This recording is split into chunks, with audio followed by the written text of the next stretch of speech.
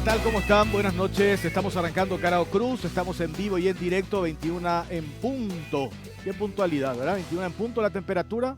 A ver, aparece allí. ¿Cuánto es, Belén? 32 grados, 21 en punto. Esto siempre hacemos referencia porque estamos en vivo y en directo. Pipo está llegando, recién le llamé y se está viniendo. Está entrando. Vamos a preguntarle por qué se retrasó. No puede venir justo sobre la hora con estos invitados de lujo que tenemos esta noche. No siempre se tiene la presencia de un expresidente de la República. Vamos a hablar con el ingeniero Juan Carlos Wasmosy. Va a hacer la presentación de su libro, Memorias. Un adelanto, ya estábamos leyendo en publicaciones periodísticas hoy. Nosotros ya tenemos la copia del libro. Barbaridad lo que cuenta el expresidente Wasmosy en ese libro. Anécdotas, algunas de ellas poco conocidas y que forman parte de la historia de nuestro país. Y también va a estar con nosotros el canciller nacional Euclides Acevedo y el ex senador, expresidente de la ANR, Bader Rashid Lichi, y nos va a acompañar esta noche el colega, periodista, escritor, el renombrado Roberto Paredes. Claudia, ¿cómo estás? Buenas noches. ¿Qué tal, Jorge? Un saludo a todos los televidentes de Carao Cruz, y a través de la presentación de esta obra literaria vamos a hacer un análisis también en retrospectiva de todo lo que implica para el país la Itaipú binacional, también todos los desafíos por parte del expresidente de la República, Juan Carlos Wasmosy, en lo que se refiere al aspecto político, social y económico. El principal desafío, plasmar todo lo que exigía la nueva Constitución Nacional durante su periodo de gobierno. Hablamos de 1993 y también 1998. Nosotros tenemos un material, vamos a hacer un resumen acerca de todo lo que aborda esta obra, que vamos a tener la oportunidad de profundizar aquí hoy en Carao Cruz. A puertas de la renegociación del anexo C del Tratado de la Itaipú, se vuelve imperioso profundizar todo lo que tenga relación con la binacional, desde su concepción hasta la actualidad, y por sobre todo analizar la relevancia política, social y económica de esta obra maestra de la ingeniería. Considerando los hechos que se dieron en este gobierno y que tienen directa relación con la Itaipú, el acta secreta, el informe de la Contraloría sobre la deuda y la situación actual de la tarifa, se genera una incertidumbre, pues hasta la fecha Mario Abdo Benítez no ha trazado un norte fijo en esta materia. Exponiendo este escenario y otros que abordaremos más adelante, surge el libro Memorias de Wasmosy, que promete no solo una retrospección de lo que fue el gobierno de Juan Carlos Wasmosy desde 1993 hasta 1998, sino de lo que representó para el Paraguay asumir la presidencia cuando el principal desafío era sostener la democracia y plasmar con acciones todo lo que establecía la nueva Constitución Nacional. Este libro también ofrece la oportunidad de mirar más atrás y hacer un examen sobre la construcción de Itaipú, resaltando que el propio Juan Carlos Wasmosy sostiene que como empresario uno de los puntos más importantes de su carrera es haber liderado el consorcio de empresas que construyó Itaipú. Esta obra literaria de 2 tomos aborda la gestión pública de Wasmosy con detalles hasta ahora poco conocidos sobre temas claves de la crisis financiera y militar, así como los logros que se alcanzaron en el marco del Pacto de Gobernabilidad y realizaciones en varios campos dentro del país y también en el contexto de relaciones internacionales. Además, revela la vida política del ingeniero colorado, narrando su participación en el golpe de Estado que derrocó a Alfredo Stroessner, su participación como miembro del Consejo de Estado cuando no existía el Congreso Nacional, y también describe su paso como ministro de Integración, la firma del Tratado de Mercosur, su candidatura a la presidencia de la República y también la crisis posterior. Bueno, ahí está. Le saludamos antes al colega Roberto Paredes. ¿Qué tal, Roberto? ¿Cómo estás? Muy buenas noches, Jorge. Un honor para nosotros estar en tu programa. Sí. En el programa de ustedes, digamos. Sí. Bueno, le arrancamos directamente ya con nuestro invitado de lujo esta noche, el expresidente de la República, el ingeniero Juan Carlos Wasmosy. ¿Cómo está, presidente? Pero muy bien, querido Jorge Torres. Quisiera yo agradecer al canal esta gentileza. Nada más que 2 horas me dieron para tratar de sintetizar un poco lo que contienen estos dos tomos y también agradecer la presencia de nuestro canciller, el doctor Euclides Acevedo, y también el expresidente de la Junta de Gobierno de mi época, que conmigo tuvimos, diría yo, fueron ellos dos protagonistas en mi época de mi gobierno, razón por la cual yo solicité a ellos, tendrían la bondad de presentar estos dos tomos. Euclides Acevedo, canciller nacional, ¿cómo le va? Buenas noches. Buenas noches, Jorge. Ahí viene el inefable Dios. Bueno, ya con Claudia nos saludamos antes.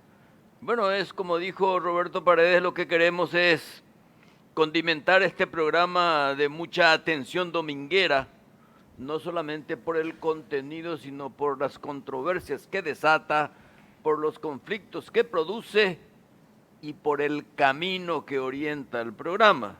Y creo que es una presentación un poco rara, es una rareza esto de hacer la presentación de un libro en un medio televisivo. Pero ya hablaremos de otras rarezas que el público no conoce o habiéndolo conocido lo ha olvidado. Gracias, Roberto, porque sos un articulador de esta presentación. Va de Rashid, ¿cómo le va, señor? Jorge, un placer, inmenso placer haber sido designado por mi querido amigo Juan Carlos para este acto tan trascendente, ¿verdad? No es macana, Jorge, son dos libracos. La memoria de mi querido amigo Juan Carlos, tenerla a mi lado, a un compañero de lucha, aunque discrepemos políticamente, siempre hemos dialogado respetuosamente. Y a Roberto Paredes como articulador de esta obra. Muchas gracias, Jorge. Y gracias, Pipo, Claudia. Y veamos cómo se desarrolla esto. Sí. Pipo, ¿qué tal? ¿Cómo estás? Retraso. La verdad que me encanta a mí, como vos decís, que el ingeniero Guasmosi así parece que abra una puerta a que todos los políticos y los expresidentes hagan sus memorias. Necesitamos que la gente quede en la historia, quede registrado. Y espero que otras dos personas están sentadas en la mesa ahí justamente, les espero sus memorias también, porque mira que Vader, Euclides, Roberto, uno te queda atrás también, a ver si el ingeniero les anima un poco también a que nos enteremos de muchas cosas que todavía no nos quieren contar, a veces nos cuentan en privado, pero todavía no publican. Así que bienvenido, ingeniero, y gracias por estar acá, dársenos la diferencia de presentar acá. Le comento que ya a uno ya lo tengo atado con Roberto Pérez y pedí aquí a nuestro canciller una reunión, un tereré, hablar con él para forzarlo también a que haga. Una razón también por la cual ustedes ven estos dos trabajos es que cuando visité al Palacio no encontré un documento del general Rodríguez, de Stroessner, nada. Entonces dije lo siguiente, señores, si así existe manejar las cosas, todos los documentos originales, auténticos, notas reversales, etcétera, yo los tengo en un sótano en mi casa, porque desaparecen esos papeles, y esos papeles no son míos, claro. Es de la historia de este país. La razón por la cual tengo y les ofrezco a disposición de ustedes, también con Estela, la periodista Estela, la invité a visitar, visitó también el hijo de Rubín Palo, y está a disposición de todos los historiadores que quieran, ¿verdad? Y lo mismo pasó con las imágenes que yo adquirí también. Una vez ya estaba cansada mi señora de tantas imágenes jesuíticas, franciscanas, claro.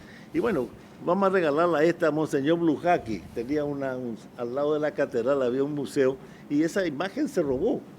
Entonces, las tengo todavía ahí. Les cuento como una gran novedad que gracias a la embajadora Julia Velilla, el Banco Central accedió con el doctor José Cantero a hacer un museo en el Banco Central del Paraguay de todas estas imágenes, cuadros, documentos, joyas que las damas paraguayas hayan entregado al gobierno en la guerra del 70.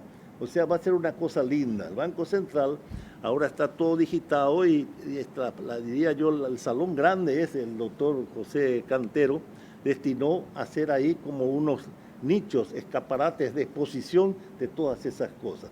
Lamento mucho nomás que haya poca ficción a guardar las cosas que son recuerdos, no de las personas, nosotros pasamos. Eso es historia de nuestro país, ¿verdad? Claro. Y gracias a Dios y a la gentileza del director del Banco Central, eso también va a ser realidad. Claro. Arrancando, presidente, ¿qué lo llevó a escribir sus memorias? ¿Y por qué ahora, en este tiempo? ¿Por qué no lo hizo antes? Yo les cuento que tengo las dos piernas biónicas unidas a la tercera, cuarta y quinta lumbar y después se me rompió acá el tendón. Y con 83 años, tanto mis hijos siempre me decían, escribí, escribí. Y el que primero me convenció fue mi amigo Carlos Mateo Valmey. Tal es así que él me recomendó a la correctora de Buenos Aires y quedó así, y empecé yo a escribir, hace 2 años ya, ¿verdad? Porque a la medida que uno va escribiendo, se va recordando de cosas, etcétera, y bueno, y vamos anotando. Muchas cosas también después de escribir esto me olvidé, ¿verdad? Pero esperemos hacer a lo mejor una segunda edición. Y bueno, después un día me encuentro con Roberto Paredes y me dice, ingeniero, ¿qué está haciendo? Y estoy escribiendo un poco mis memorias y todo. Y estoy buscando mis ancestros, ya que me invitaron a Hungría y fui allá y me dieron toda la documentación. Antes mis ancestros han sido gobernadores, había hasta un obispo, había escribano mayor de gobierno, etcétera, etcétera. Y bueno, empecé a armar.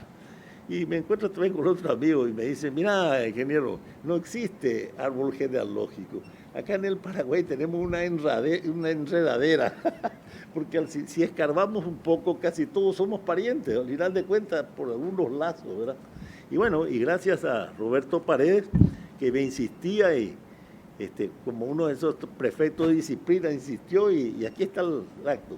Y agradezco también a Servilibro, que la de Sánchez Vidalia, por ser paraguaya y de mucho mérito, le di a ella la posibilidad de hacer todo este hermoso libro. Yo quiero empezar un poco a preguntarle a la protagonista, ¿verdad? Porque acá tenemos dos protagonistas que fueron cercanos, ¿no? A lo mejor uno de la oposición, otro del partido. El primer presidente civil de la transición, el primer civil en ¿cuántos años, Euclides? Probablemente. ¿Y cómo te parece que influyó eso en terminar con la cuestión del... Acá hay un miedo a los militares que hasta hoy todavía el golpe de Estado. ¿Cómo terminó el gobierno de Guamossi de generar esa sombra, de desarticular esa sombra de las Fuerzas Armadas o del poder? Dijimos al comenzar que esto es una rareza. Después de 111 años, un afiliado al Partido Colorado, presidente, termina su mandato. No lo pudieron hacer Emilio Aceval, Juan G. González, Natalicio González, Federico Chávez. Guamossi terminó. Primer elemento atractivo de las memorias. Segundo, las memorias normalmente, Pipo, son póstumas. Él las presenta estando vivo y es más, ofreciéndose como interlocutor de cualquier curioso, y he aquí uno de los pocos cronistas históricos. Y Bader, que yo les voy a contar después lo que hizo este señor en la Embajada del Brasil, que solamente a él se le puede ocurrir. Pero eso vamos a contar más adelante. Lo importante, primero, el primer presidente civil, el primero que hace sus memorias estando vivo, y es el que definitivamente convierte en realidad aquellos que llaman la oscuridad del golpe y el oscurantismo militar. Ningún golpe militar soporta el encandilamiento de la aurora. ¿Qué es lo que hizo Guasmossi? Ganó tiempo y al amanecer el golpe estaba sofocado. ¿Qué lo va a contar o lo va a contar aquí mi amigo Bader o Roberto? O sea, este es un material didáctico vivo para los curiosos de la historia, para los militantes políticos y sobre todo para aquellos que quieren ser presidente, para que sepan lo que es administrar los conflictos y amanecer todos los días con el compromiso de la reconstrucción de la patria. Bader, ¿cómo fue la vida del ingeniero Juan Carlos Guasmossi? Ya lo ves así, empresario, triunfador. Todos pensarían que nació en una cuna de oro. No es así, Jorge. Voy a hacer un poco de historia. Su padre, el doctor Juan Bautista Guasmosi Sosa, es combatiente de la guerra del Chaco. Como teniente de reserva, vuelve de la guerra del Chaco y contrae matrimonio con una hermosa mujer, Gregoria Monti Paoli. Juan Carlos es una mezcla húngara-italiana. Igual que me digas a mí, Bader Rachid Lichi, yo soy una mezcla sirio-libanesa. Él es una mezcla húngara-italiana. Pero el destino hizo que esa pareja que pensaba, como decía Goyita, la madre de Juan Carlos, en tener muchos hijos, tuvo 3. Juan Carlos, el primero, Juan Ernesto, Juan Bautista, Rubio, y Juan Ernesto Titurí. Correcto. Pero el destino a veces nos juega una mala pasada. Y su madre en el tercer parto, en el tercer hijo, como no existían las asistencias hospitalarias como las que tenemos ahora, muere después del parto. Y quedan huérfanos teniendo Juan Carlos 3 años. 2 años y medio. 2 años y medio. Y 2 hermanitos menores. Y el padre con 31 años de edad, viudo. Pero parecía una premonición que la madre, doña Goya, Goyita, como la llamaban sus hermanas, predijera o tuviera una intuición de lo que a ella le iba a pasar. Sus hermanas, sus primas, Manene y la Luz. Y le dice cuando nace Juan Carlos, le dice a Irene, que después ellos le llaman Manene, una forma de decirle mamá, este será tu hijo y tú lo criarás. Viene el segundo, Juan Bautista, y le hace la misma confesión y compromiso a Irene y le dice, este será tu hijo y tú lo criarás. Y viene el tercero, Juan Ernesto Titurí, y le dice a la Luz, que eran mis tías abuelas. Sus tías abuelas por parte de los Sosa Gaona. De los Sosa Gaona.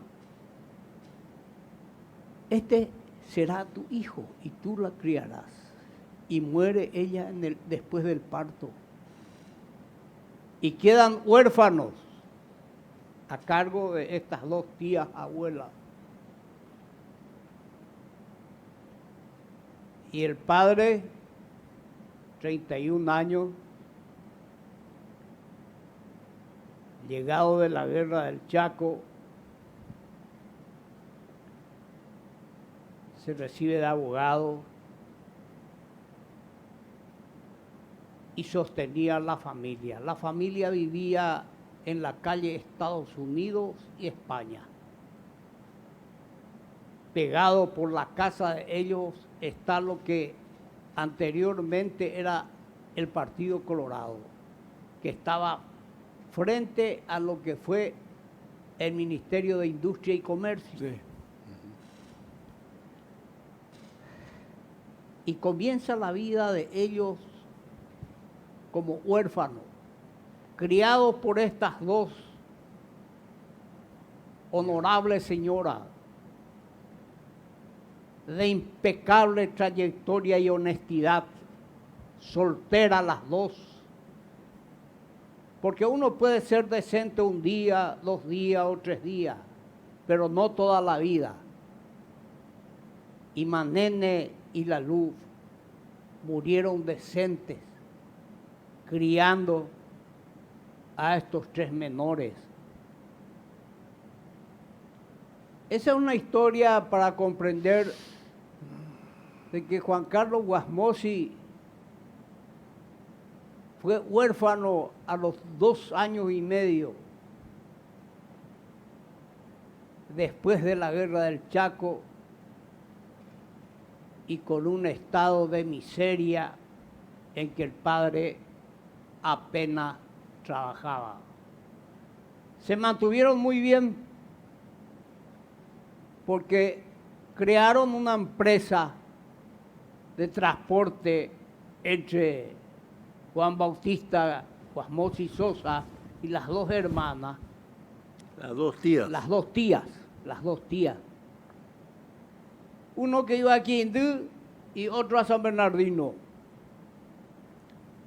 Y esa empresa es la que sostenía a la familia. Y en ese trajín de cosas nos remontamos a la época del 40. Viene la época difícil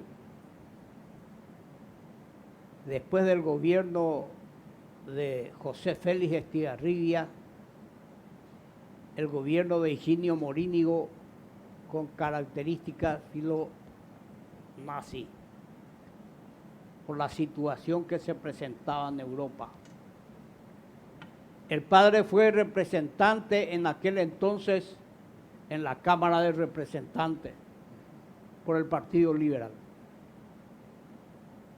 Pero las circunstancias no fueron muy fáciles. Siguió pasando los años y llegamos al año 46, cuando debía entrar ya en la escuela primaria Juan Carlos, y el proyecto era que todos los Guasmosi siguieran en el Colegio San José. Pero por azares del destino, que él fue a Quindío a pasar las vacaciones, llegaron tarde y sus tías abuelas no pudieron inscribirle en el Colegio San José. Entonces no tuvieron otra alternativa que inscribirle en la Providencia. No, en las Teresas. En las Teresas. En las Teresas. Porque el primer grado se dividía en primer grado superior e inferior.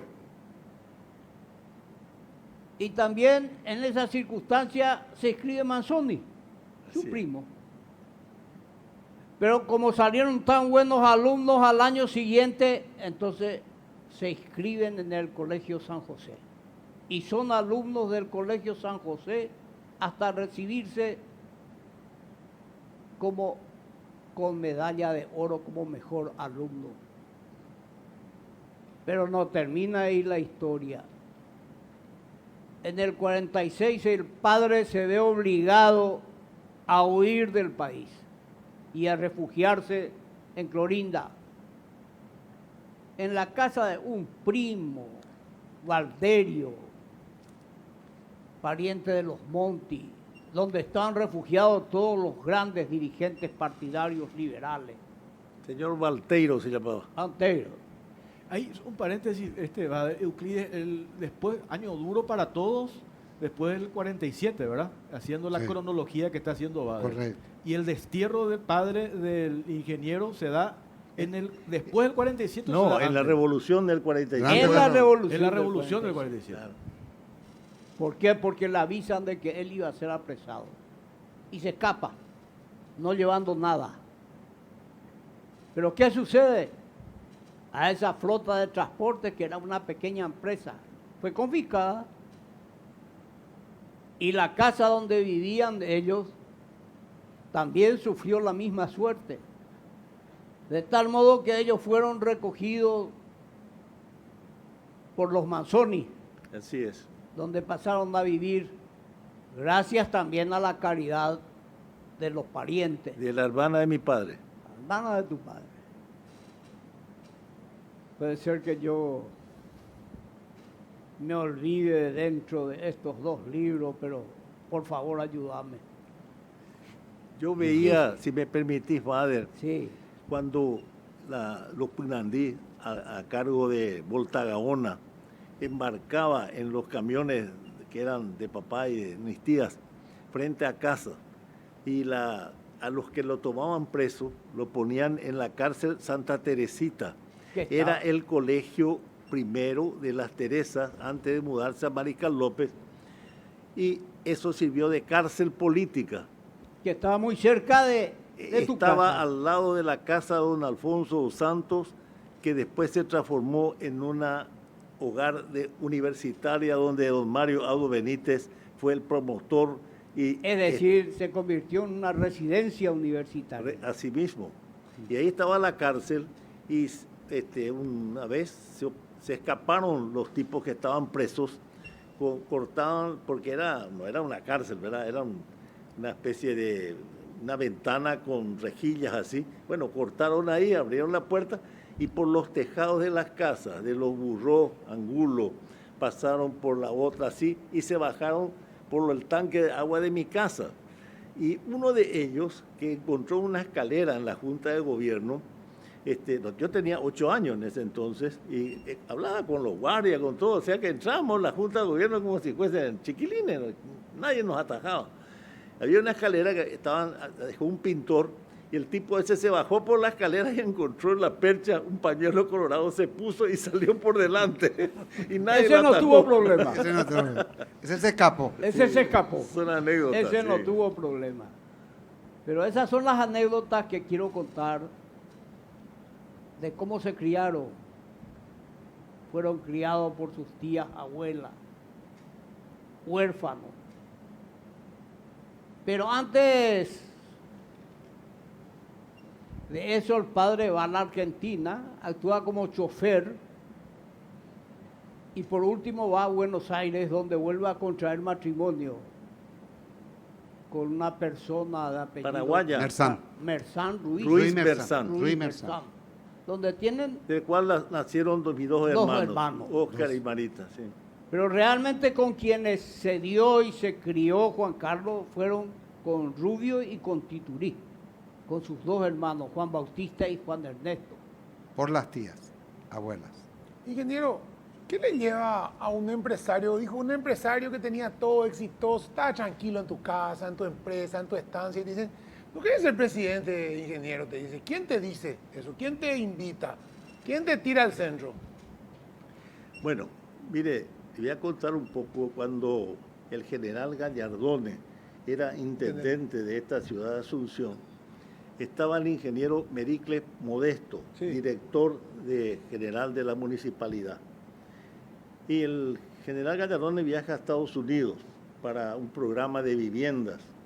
Y me llama el ingeniero Pericles Modesto y me dice, ¿cómo Guachi vamos a arreglar esta casa? Me dijo el intendente que a la vuelta no quiere ver más ningún charco acá. Era Villa Guaraní, construyó él. ¿Se recuerdan de esa casa que hay ahí, de ahí el aeropuerto a la izquierda? Y bueno, y le dije, ¿hay dinero?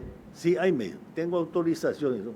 Y le hice un sistema de drenaje, ¿verdad? Y desde ese día esa parte ya no se hundió nunca más, ¿verdad? No sé, cuando vuelve Gallardone, Pericles le cuenta y le dice, ¿por qué no lo traemos a este pendejo, verdad? Una cosa así. Y me llama Gallardone y me ofrece ser director de obras ahí de la municipalidad. Y le dije yo, mire, yo le agradezco mucho porque trabajo con mis profesores de segundo curso, ¿verdad? Cargando hormigón, etcétera. Mis profesores me manejaban muy bien. Y el tipo me retó, usted no sabe lo que le estoy ofreciendo. Entonces, pues, era militar médico, ¿verdad? Y bueno, fue la primera vez que me acercaron. La segunda vez, el doctor Chávez, el doctor Argaña, Percio da Silva, Edgar Ifrán, me llaman a la Junta y me dice, bueno, usted va a ser candidato para la Intendencia Municipal. Y le digo yo, discúlpeme, el candidato que está corriendo es mi compañero, Juan Manuel Morales. Me dio casa, comida, techo y hasta libros, ¿verdad? Yo aprendí a andar en bicicleta. Yo no puedo aceptar esto. Si él es el político, él es el que quiere ser. Yo no voy a venir a enturbiar su campaña. Otros retos, venga dentro de 8 días, piense bien. No hace falta, pero vendré por el respeto a ustedes. Y así fue. Y la tercera vez, señores, fue el doctor Edgar Ifrán, el que un día me llama a su casa. Yo tenía una amistad con él. Él estaba afuera, en Formosa, y yo estaba llevando piedra a la ruta 11 argentina, 500.000 toneladas. Me encontraba siempre con él en una cafetería, el Cersán se llamaba. Y un día lo traje en mi auto. Yo pasaba acá por una deslizadora, tomaba mi camioneta, no había control, no había nada. Usaba directo, ¿verdad? Y bueno, y lo traje a él para que la vea su señora en mi casa. Y ahí surgió una amistad con él así muy... Acuérdense que era la época de Stroessner, el riesgo que corríamos, ¿verdad? Bueno, si pasa el tiempo, un día me llama y me dice, mire, lo van a llamar a usted. Prepárese porque la relación entre Rodríguez y Argaña es irreconciliable. Y va a caer el Partido Colorado. Las encuestas le dan a Caballero Larga por lejos. Dije, señor, yo no tengo experiencia en la administración pública. Yo nunca fui empleado público. Yo trabajé siempre por mi cuenta. No, mire, prepárese así. Y bueno, corre el tiempo hasta que un día, pues, hacen un almuerzo, una cena en la casa de Germán Martínez con Seifar, para hablar un poco del tema allá. Otra vez también en la casa de Gustavo Díaz de Vivar se hace una cena con un banquete. Calega la Vera me dice, te esperan allá, tenés que ir a cenar allá. Y yo me fui sin saber a dónde me iba, ¿verdad? Pero era Blas Riquelme el que quería ponerlo a Gustavo Díaz de Vivar. Y así fue corriendo, hasta que si hablo solamente de eso, me parece que espero que hayan preguntas que a lo mejor el auditorio está esperando que yo conteste. Claro. No quiero, pero en el libro está todo ese proceso, hasta que un día nos llama el general Rodríguez y me dice, bueno, señor, usted va a ser el presidente y usted va a ser el vice. ¿Verdad? Le dice a Seifar. ¿Cómo? A Seifar le dice, usted va a ser el vice. A Seifar, ¿no? Y bueno, y así fue. Como les digo yo, trabajamos, pues en 145 días ganamos las elecciones, ¿verdad? Pero hubo entre medio todo este problema con Argaña que también después voy a explicar si es que ustedes desean. Claro, tenemos que hacer una pausa cortita ahora. Todavía tenemos mucho tiempo. Queremos hablar en qué condiciones, preguntarle al canciller, que él sabe bastante, en qué condiciones gobernó Wasmosy en ese periodo, ¿verdad? Un congreso opositor, a diferencia, manejado por los opositores. ¿Quiénes estaban? Los encuentristas y... Los liberales eran mayoría juntos. Claro, mayoría con los liberales. A los que se sumaban los argañistas que también estaban... Yo al doctor Euclides Acevedo le debo demasiado. El pacto de gobernabilidad, y digo acá públicamente, el artífice fue el doctor Laíno, y acompañó el doctor Euclides Acevedo, el doctor Montaner y Blas Riquelme, Caballero Vargas y el Blas Riquelme. Eran los partidos que tenían representación parlamentaria. Sin ese pacto de gobernabilidad, implementar las instituciones que hace y ordena la nueva Constitución, era imposible. Sí. Con un parlamento opositor, en mayoría, era difícil. Pues yo creo que el buen senso, como dicen los brasileños, primó en todos estos políticos de mucha trayectoria, de mucho mérito, porque han sufrido también. Se ha consolidado la democracia, a ellos yo les debo. ¿Cómo, Euclides, con tu respuesta nos vamos a la pausa, eso que menciona el presidente Wasmosy, lo del pacto de gobernabilidad, ¿Cómo se forma esa coyuntura y cómo logran ponerse todos de acuerdo para trabajar en relación a ese pacto? Bueno, ustedes saben que yo era amigo de Felipe González. Don Adolfo Suárez fue mi asesor de tesis sobre la transición española, de modo que yo estaba hipnotizado políticamente por los pactos de la Moncloa para darle vigor a una democracia naciente. Yo no le enseñé eso a Guasmosi. Guasmosi se le ocurrió y tenemos que adherirnos a ese pacto de gobernabilidad, que lamentablemente es un pacto inconcluso. Pero con mi amigo Barder Muy lo cierto. vamos a continuar. Muy cierto. Pero teníamos la coincidencia de pensamiento y de visión. Adolfo Suárez, bueno, después ya sabremos y explicaremos cómo Felipe González viene a Paraguay, pacta con Guasmosi para que yo sea embajador en España. No. Que creo que fue Tus una de las propios méritos, equivocaciones de Guasmosi. sinceramente. Y estando yo allá, le traemos a Adolfo Suárez, que algo sabía de pacto y negociación. Claro. Bueno, hacemos pausa. A la vuelta seguimos con nuestros invitados, la presentación de memorias del expresidente de la República, el ingeniero Juan Carlos Guasmosi. Y si hace mucho que es construir, comprar o refaccionar la casa de tus sueños, con Banco Basa te damos un empujón para que lo logres. Porque con el préstamo Mi Casa AFD de Banco Basa tenés solo 4.7% de interés el primer año de pago. ¿Escuchaste bien? Solo 4.7% de interés el primer año y 9.4% los demás años. Además, te financiamos hasta en 20 años de plazo. Conoce más sobre las condiciones ingresando a www.bancobasa.com.pi y aprovecha este empujón que te damos en Banco Basa para cumplir con tus sueños. Banco Basa, cuando quieras, estamos. Navidad sin ti, calor. Este año es posible pasar una Navidad sin calor. Sí, porque llegó a Bristol el cuculelé del calor y trajo los aires splits con las cuotas más bajas del país. Y eso no es todo, la instalación es totalmente gratuita. Además, todas tus compras participan de la promo 1.000 millones en premios. Contactanos ya, llamanos al 519-4000 o acércate a cualquiera de las sucursales de todo el país. Bristol, la mejor casa de electrodomésticos del país.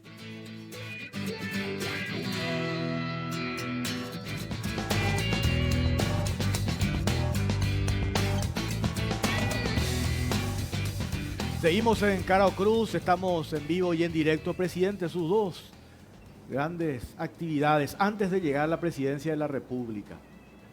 Itaipú y la ganadería, que sabemos es su pasión. Contanos Itaipú. Bueno, mucho antes que Itaipú trabajamos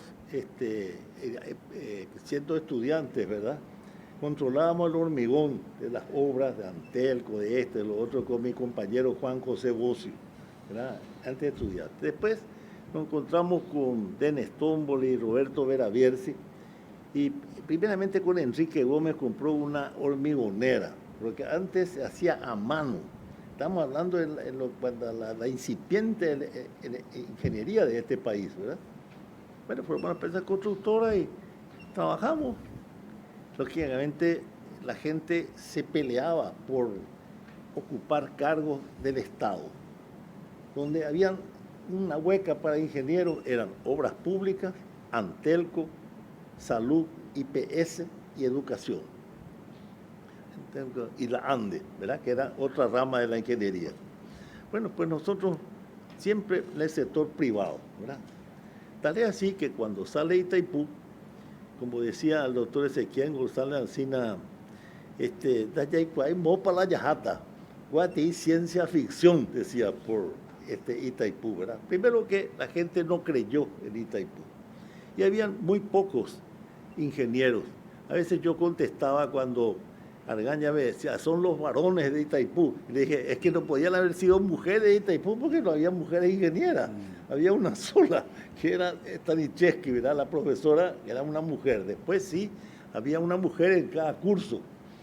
Conclusión.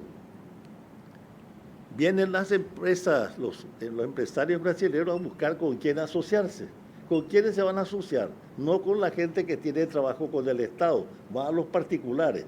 Y a mí viene a visitarme el presidente en ese entonces de Camargo Correa, así como van otros, CBPO habla con el ingeniero Ballén, Pericles, Modesto, etc. Y así se van formando los consorcios y se va a una licitación, donde nosotros salíamos tercero, pero en tercer lugar, diga, Andrade Gutiérrez sacó el precio, diría, más económico.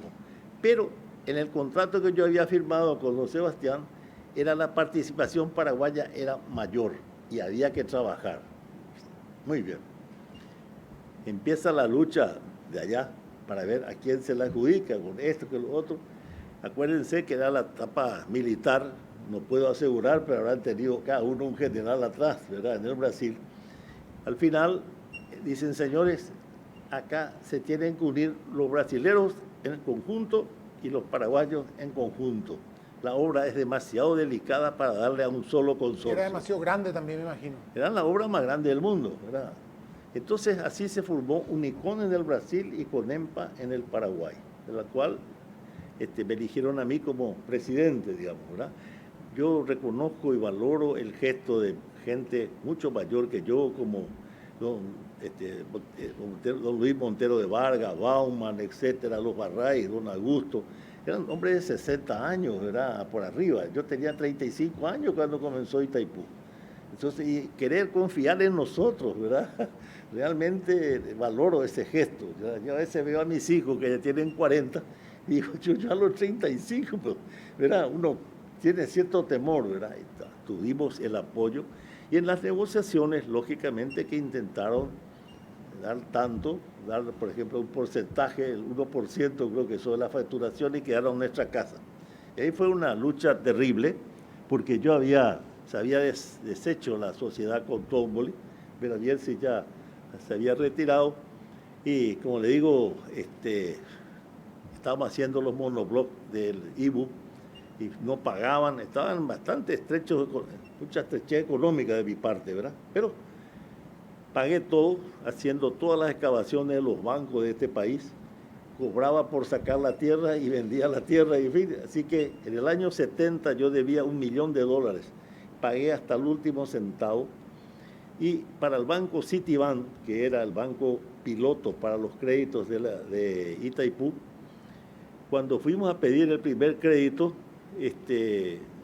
yo había sido que ya era un muerto civil económicamente hablando, y era un señor Morali de 32 años. Entonces los puse yo a Bauman, a Campechola, a don Luis Montero, a don Augusto Barrera adelante. Yo estaba atrás, me llamó a pedir un crédito, el primer crédito de $4 millones. Y el Morali dice, ¿quién es Guasmosi? Y yo estaba atrás, y dije, yo, señor, la firma de usted que quiero. Había sido que el informe del Citibank acá era una referencia para eso, y obtuvimos ese crédito, ¿verdad? No nos vendimos, me apretaron, realmente querían, en aquel entonces era mucho dinero, pero me mantuve firme. Y hay una diferencia entre lo que fue el Acaraí y lo que fue Itaipú. Acaraí no dejó nada de tecnología a nuestro país. Lo mismo pasó en Yacyretá, donde el Martínez de Oz, yo le había planteado, mire, ministro, le digo, ¿por qué no hacemos entre paraguayos y argentinos? Nosotros tenemos ya la tecnología para hacer, es mucho más fácil, sí, pero está al cierre del río. Mire, hay tecnología para eso. Vamos a hacerlo. Me dice, no, yo no quiero que ningún militar me pise el cogote. Por eso llamo a una llamada internacional. Yo tengo toda la plata para hacer Yacyretá. Pero ¿qué ocurrió? Le fabricaron una guerra con Chile y le comieron toda la guita. Y después tuvo que pedir Banco Mundial, Banco Interamericano, bancos europeos también para bancar. Y bueno, fueron esa inteligencia que en ese momento todo era tan nuevo que no se visualizaba cómo encarar esto. ¿Entiendes? Bueno, señores, alma, vida y corazón tiramos y nos tiramos a construir nuestra parte. Habían decidido ustedes que construyeron Itaipú. No, vamos a ser honestos. Nosotros construimos la parte civil de Itaipú, margen derecha, no toda la obra, ¿verdad? Hago esto para evitar después comentarios que a lo mejor dicen, no, eso no fue verdad, como es cierto, ¿no? La margen derecha. El vertedero es el vertedero más grande del mundo. En la historia hidroeléctrica del mundo no existe un vertedero tan grande como este y tan perfecto en los cierres. Hasta las compuertas fueron hechas por mano de obra paraguaya. Bueno, señores, comenzamos nosotros a tirar los árboles, etcétera, y venía siempre el presidente a visitarnos, Stroessner. Se pedía informe de cuánta gente había, qué comían, qué esto, una vademecum de preguntas también, ¿verdad? Pasa el tiempo y nos dicen, bueno, ustedes se van a encargar del comedor también. El comedor era para 6.500 personas por día, 6.500 platos, de mañana a mediodía y a la noche. No facilita todo. Después pasa el tiempo y nos encargan también la parte hospitalaria porque el IPS no le daba el cuero para dar satisfacción a todos los heridos, enfermos. Gracias a Dios no tuvimos muchas bajas como en otras hidroeléctricas. Y bueno, seguimos avanzando, el transporte también, después el colegio. Entonces todo esto pues estaba a cargo de CONEMPA, la cual quiero decirle un mérito tienen Baumann, ingeniero Ramón Jiménez Gaona y todos los que estaban debajo de ellos, ¿verdad? Él era el director de construcciones y el superintendente era Hermann Baumann. Y yo era el que iba y venía a Asunción a dar informe de la obra de Bernardi, si no era semanalmente cada 15 días. Él sabía todo, lo que quería era chequear nomás, a ver si dónde había fallas y esto. A ver, a propósito de esto, canciller, desde el punto de vista lo que representó Itaipú, desde el punto de vista socioeconómico, desde el punto de vista social, en eso que relata el ingeniero, en esa etapa, ¿qué significó? Bueno, debemos recordar que Itaipú se construye como un conflicto de límites, Claro. que viene de la época del presidente Jovellanos, del canciller José Falcón, a quien lo destituye el barón de Cotegipe porque le disgustaba el patriotismo de José Falcón. Después viene toda la cuestión de Puerto Renato que puede explicar. Hay un crimen ecológico con los Altos Huayra. Se golpea una de las etnias más importantes de nuestros ancestros. Pero se crea una obra portentosa que cambia la estructura del país, pero también la estructura cultural.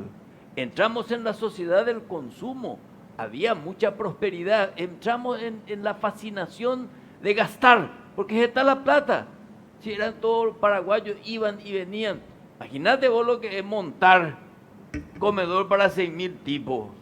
Eso solamente hacía Pato, no hacían Howard o Blattery durante la Segunda Guerra Mundial. Loco, pues ya popea.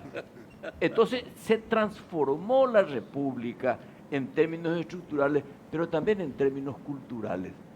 Perdimos la austeridad, perdimos la discreción en los gastos. Puede ser que Guasmosi no coincida conmigo, pero ustedes saben que al contar la historia del presidente Guasmosi, con la hermandad del afecto materno a los 2 años, teniendo madres sustitutas, de abajo para arriba, porque en las memorias hay que entender la personalidad de quien escribe. Las primeras memorias que leí fueron las de Adriano, que era un emperador romano nacido en España. Después las memorias de Malraux, las últimas que leí son las de Garifan. Umiago mando vamos entero. Esta es la oportunidad de preguntarle a Guasmosi personalmente, a la luz de su trabajo, qué pasó en este caso con Itaipú en términos de infraestructura, de ingeniería y sobre todo el talento paraguayo. Esta es una oportunidad de empezar a confiar en el talento nacional.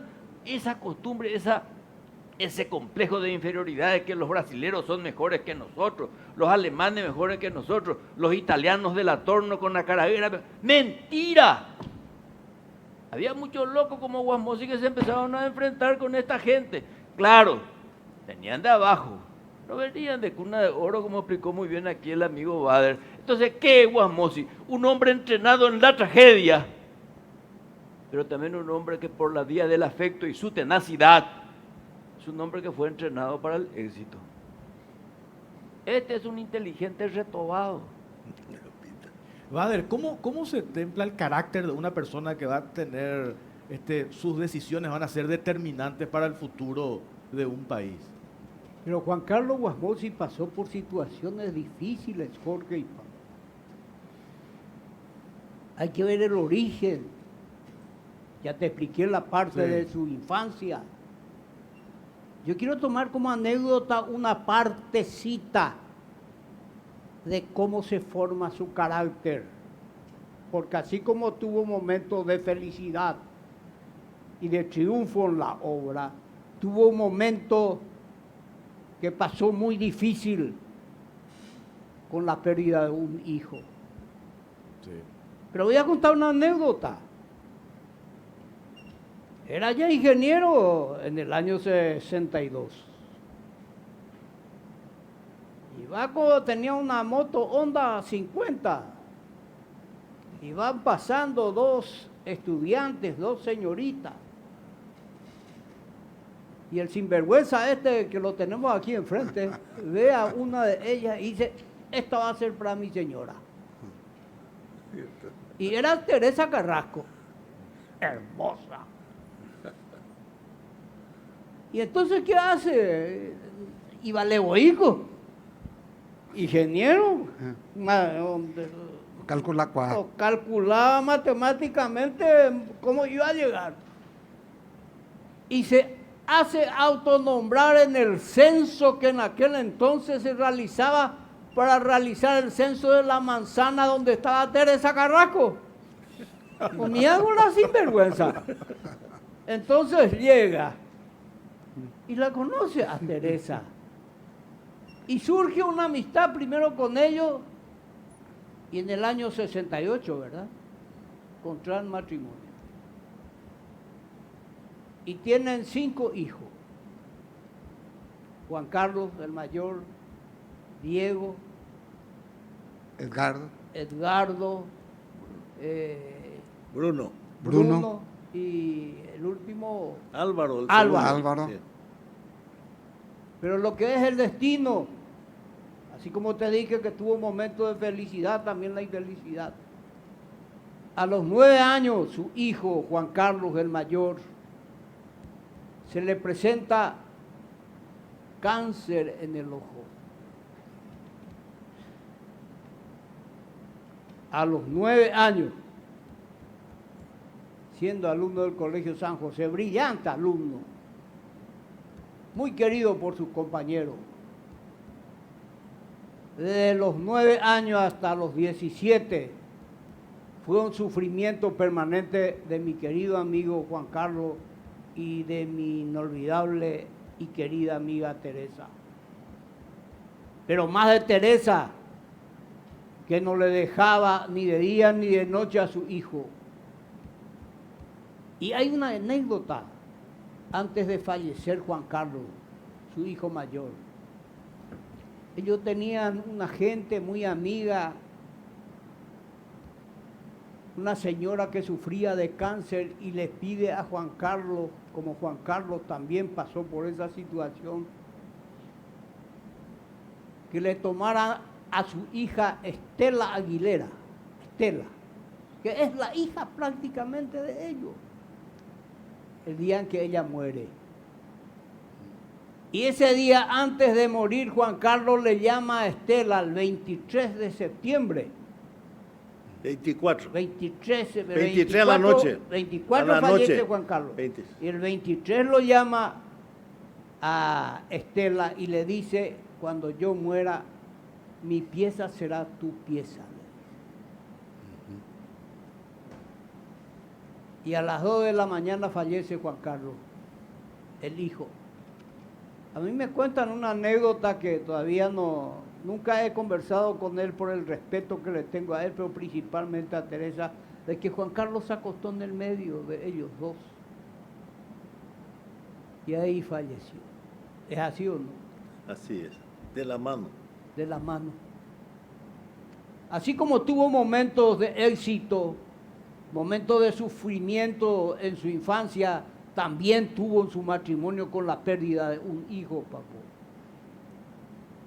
Y ese hijo era muy respetado y muy querido por los sacerdotes de Santiago Misiones. Y se lo estaba velando a Juan Carlos en el domicilio de Juan Carlos. Y llegan estos sacerdotes de Misiones y piden que se los lleve en el santuario Santa María. En el monasterio, En el monasterio. de Santiago. Santa María de Santiago Misiones. Y ellos aceptan. Y todos los compañeros, más el padre de las eras, acompañan el féretro que iba en la camioneta de Juan Carlos hasta Santiago Misiones. Por el camino le toma una tormenta, llegan al santuario, no el santuario, en el monasterio, bajo lluvia, se lo entierra a Juan Carlos, a su hijo.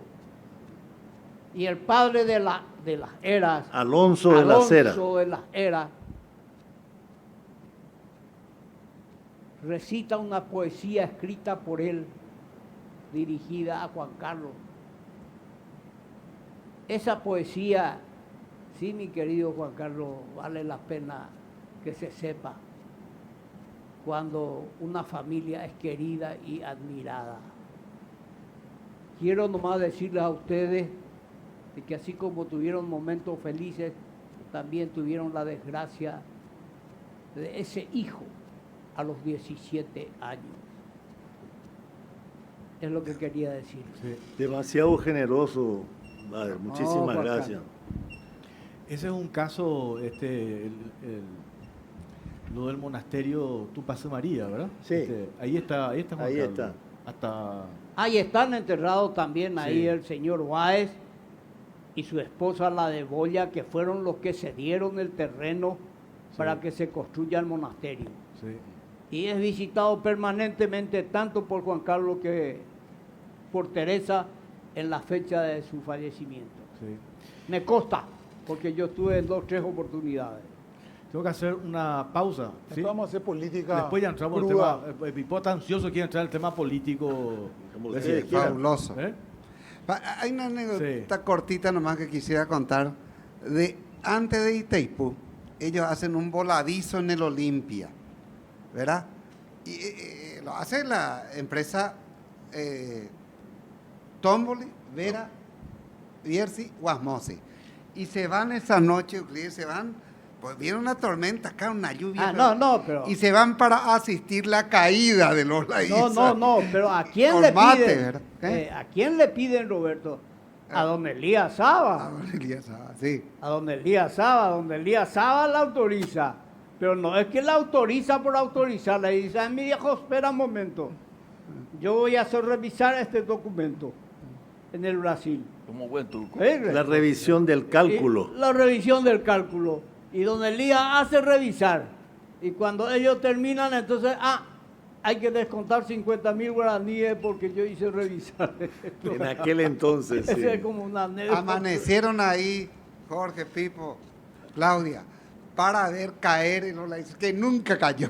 ¿Verdad? No, se había Porque van a cargado el asistir ahí, hormigón, pues, se había no terminado sabíamos si el a la hormigón- tarde. Entonces estaba fresco el hormigón todavía. Pero eso fue demolido. Ahora es se hicieron otra estructura ahí.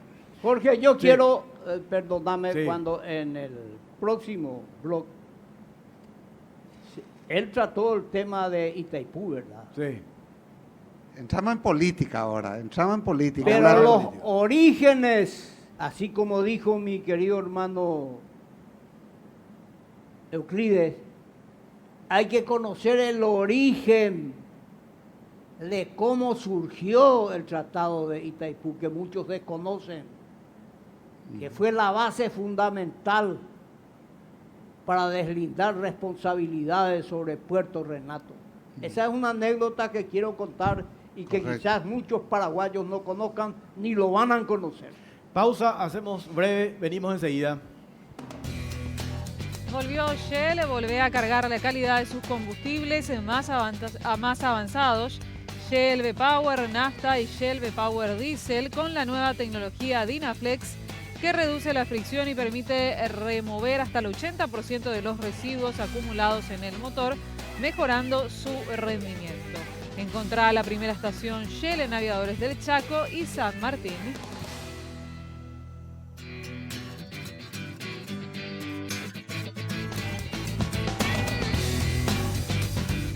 Seguimos en Cara o Cruz. Es increíble acá las aristas que tenemos, Roberto, ¿verdad? Sí, demasiadas. Demasiadas. Acá tenemos 2 tomos de este libro donde se cuentan todos los detalles. Vale, contanos esa anécdota que tiraste antes de ir a la pausa. Después vamos con el ingeniero sobre por qué escribió el libro Itaipú y después ya nos metemos en el tema que estamos... Jorge, Papo, el tema político. Claudia, Sí. ustedes jóvenes, conviene que sepan algunas anécdotas que no están en este libro. Corría el año 1962, ellos recién recibidos, y son invitados por el profesor Zoilo Rodas Ortiz a viajar al Brasil para una reunión de ingenieros. UPADI, la reunión Unión Panamericana de Ingenieros. Y en esa reunión, uno de los ingenieros Marcón de Ferraz. de Ferraz informa de que están trabajando intensamente para construir una represa hidroeléctrica en la parte comprendida en Setequeda, los Saltos del Guairá. Con ese informe viene Zoilo Rodas Ortiz, que estaba en ANDE y también en IPS, según tengo entendido. Y le informan al general Stroessner de la situación esa. Nunca se pudo arreglar el tema de límites con el Brasil sobre los Saltos del Guairá. Y había un problema de fondo muy grave sobre esa cuestión. El Brasil tenía un regimiento ahí en Puerto Renato. Y en 1964, bajo ya fuertes negociaciones, el general Stroessner empieza las negociaciones con el presidente Joao Goulart, que luego fue destituido con un golpe militar. Y quedó en la nada. En ese interregno del año 1964 al 66, que se firma el acta de las cataratas, sucede un acontecimiento que se debe saber. Era el secretario general del Ministerio del Interior, el doctor Nelson Villate. Y para conmemorar el día del 14 de mayo, van y hacen unos ñembocapú ahí en los Saltos del Guairá. Izan una bandera paraguaya. Izan una bandera y demás compañía, un ñembocapú. Y comienza el baile. Invaden los brasileros la zona paraguaya. Invaden. Consecuencia de esa invasión, el general Stroessner le dispone al doctor Chávez y al doctor Argaña ir a ver qué sucede en dicho salto. ¿Qué sucede? Que Puerto Renato fue invadido por los brasileros. Y va el doctor Chávez con el doctor Argaña y son apresados.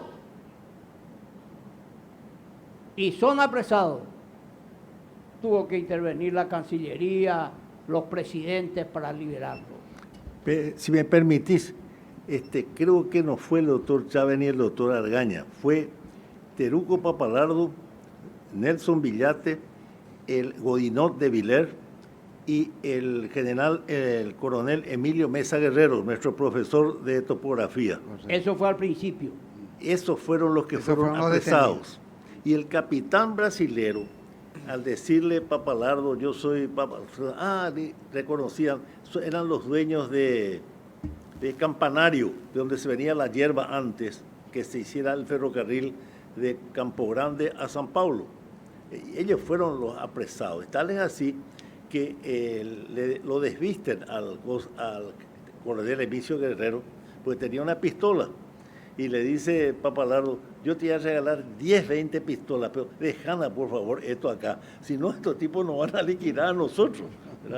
Eso fue la realidad contado por Papalardo Saldívar. Y en su libro está todo esto bien detallado. Y yo tengo la información esa que había comentado. ¿Quién era? ¿Qué seguridad teníamos nosotros en Salto del Guairá? Un subalcalde de apellido Peralta. El único armamento que tenía era una metralleta. Y donde nos posábamos en sus casas, que eran casas de madera, porque era una villa. Y la propiedad en los alrededores del Salto del Guairá pertenecía a un brasilero llamado Negriño Méndez Goncalves. Ese es mi apellido. Negriño Méndez Goncalves. Es decir, todas las propiedades alrededor del Salto eran de un brasilero. Y más abajo, en Puerto Adela, estaban los Cerrati que portaban madera. Esto como anécdota, para que se sepa de que realmente en aquel entonces la situación era tensa y que se tenían que negociar a cualquier precio para tener resultados sobre esta cuestión. Y fue lo que se hizo con el acta de las cataratas en el año 1966, que sirvió de base para el acta final del Tratado de Itaipú del año 1973. Canciller. Y como se trata de las memorias del presidente y no toda su vida y su experiencia está aquí, quiero contar algo que es importante de la personalidad de Guasmosi que hace a la política exterior. ¿Se acuerdan del caso de Ángel Breat, ese paraguayo que fue ejecutado en el estado de Virginia en abril de 1998? Los norteamericanos violaron la Convención de Viena, artículo 63 de Asuntos Consulares, que obliga a los estados partes a comunicar cuando un nacional está detenido, hay que avisar al estado correspondiente. No le avisaron a Paraguay. Este retobado se da el lujo de demandar en La Haya a los Estados Unidos, la única potencia hegemónica en ese momento. Ahora tenemos 2 o 3. Bueno, le demanda Guasmosi a los Estados Unidos. Por supuesto, presión aquí, presión allá. Él, como buen retobado, las presiones las supera acá, pero Cubas y González Maqui ya no resisten y retiran la demanda. Pero he aquí que habiendo buena recepción en La Haya, se hace cargo México de la demanda. Y en el 2004 obtienen la sentencia y se le condena a los Estados Unidos. Guasmosi tenía razón. Vea la política exterior ya. Pero ya contar otra cosa. Por favor, doctor Euclides, el mérito no es mío. Quiero decirte que así mismo yo no sabía, no me recibió ninguna carta que me diga que está detenido. Fue el abogado Casé Gorostiaga, el que vino y me dijo... Pero vos tomaste la responsabilidad política. Correcto. Y eso en cuestiones internacionales es fundamental. Por algo, la Constitución dice que la política exterior y la política de defensa se encarga el presidente de la República de manera intransferible. Evidentemente. No. Reivindica bueno, el también doctor Juan Carlos Gorostiaga Guasmosi. me dice, yo no quiero cobrar un solo peso de honorario. A mí me das el pasaje y la estadía para el hotel nomás, y yo lo voy a defender. Quiero terminar mi carrera profesional con este caso. Y tenemos todo para ganar. En tercera instancia se le ganó a Estados Unidos, ¿verdad? Pero la responsabilidad... Sí, no, seguro. Para atender bien, otra cosa que en política exterior, la primera mujer embajadora. Sí, señor. La época de Guasmosi. Muy buena otra época. Julia Belli. Sí, señor. Que algo sabe de excelente desempeño. Brillante. Son pequeñas cosas que la gente la tiene primera que escribana de gobierno, la primera cónsul, la primera ministra. Pero tenía asunto de la arellá, güey. Me mandaste de embajador y me regalaste un gallo en tu despacho. A ver, Eso no se Espectacular. hace. No se hace. Eso no Sí, se hace. Siguiendo esta, a ver, entramos en el tema, vamos a hablar un político. poquitito pacto de gobernabilidad, Sí. los logros significativos de ese pacto y después por qué entramos en crisis, esa crisis y Bueno. qué pasó con Oviedo, ¿verdad? ¿Cómo no? Este, Bueno, me preguntaba primero lo del pacto de gobernabilidad. La idea realmente, y agradezco, pero fue de Carlos Podestá, el finado Podestá. Yo Sí. hablé con él y le digo, ¿cómo podemos gobernar este país? Y quiero ir a hablar con Seifer y vos me acompañas. Lo vemos con Ángel. Digo, ¿cómo vamos a gobernar este país? Con una nueva constitución que no tiene el presupuesto para cumplir, instalar las instalaciones que ordena la nueva constitución. El presupuesto era el de General Rodríguez en septiembre, que siempre el Congreso te aprobaba el Día de los Inocentes, el 18 de diciembre, por ahí recién, ¿verdad? Con suerte. El caso de Horacio Cartes tuvo que vetar y usar el presupuesto del mismo año, Sí, ¿verdad? Al sí. año siguiente. Muy bien. Nos vamos a hablar y le dice, acá tenemos que hablar con el doctor Laíno primero. Y vamos a hacer una reunión. Bueno, yo ofrezco lo siguiente, vamos a hacer en mi oficina para que no sea nada oficial. Y la reunión primera se hizo con el doctor Laíno, José Félix Fernández Tigarribia, don Blas Riquelme, Carlos Podestá y yo. Y ahí empezamos a hablar y le decíamos, para tener éxito en esto, si nosotros proponemos, como hay mayoría, nos van a trancar. Pero es la única manera que vemos con un Congreso en minoría y para poder instalar a todas las instituciones que hacen a la nueva Constitución y poner a los mejores. Tenemos que tratar, y don Blas me decía, ya mañana la Colorado, acuérdate. Sí, don Blas, pero si usted quiere realmente, este es un despertar democrático. Si no hacemos pluripartidariamente, llenarla con los mejores, no va a haber democracia en este país. Y yo creo que las bases fundamentales son la Suprema Corte de Justicia y la justicia electoral. Entonces, usted tiene que proclamar esto. Y vamos a hablar. Hablamos después con el doctor Euclides, hablamos con Montaner, Caballero Vargas, etc. Y Caballero Vargas dice, pero ¿para qué se van a tomar el trabajo de hacer esto si ya está todo en la Constitución?